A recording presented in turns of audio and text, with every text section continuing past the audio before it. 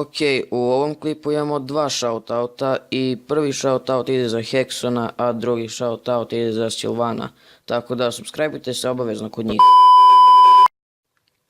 Ćao svima, ovdje Cope i evo nas u novom videu i danas ćemo reagovati na neku devojčicu koja sve vreme misli da je u Italiji, snima tamo neki vlog, a u stvari je u Bugarskoj, tako da neću dalje dužiti i pusti taj klip.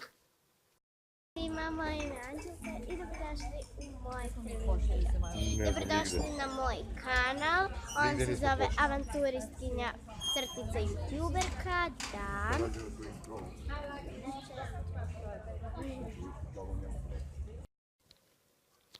Kad bi se jedan vlog mogao sastojati samo od uvoda i čutanja.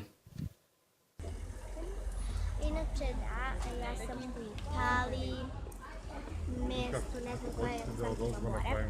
I još nešto sam htjela da kažem. Ja sam rođena sestrama znakinja Aurore, znači Aurore moja rođena sestrama znakinja, tako da... Koga boli briga za to?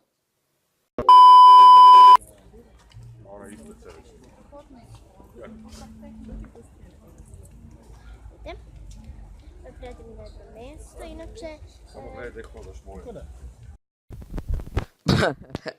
Čujte i Ćaleta u pozadini kako joj se dere. O, pazi gdje hodaš.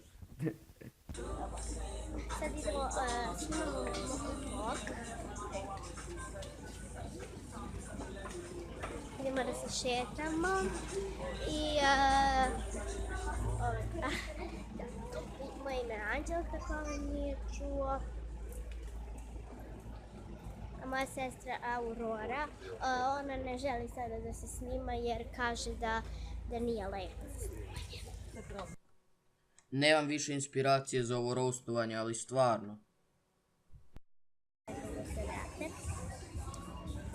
Inače, ove naočare danju menjaju dioptriju, mislim ja i menjam staklo za sunce, a sada, pošto zalučujem za vid, mada staklo su isto tako žučkasto, naranđasta, tako da se tako vidi, ali u svakom mom videu naravno vidjet ćete, ja ću vam reći koja je to dioptrija. Mislim da u ovom klipu više nema ni na što da se reaguje. I to bi bilo to za ovaj klip, nadam se da ste uživali, ako jeste pacili like, share, sub i to bi bilo to. Ćao.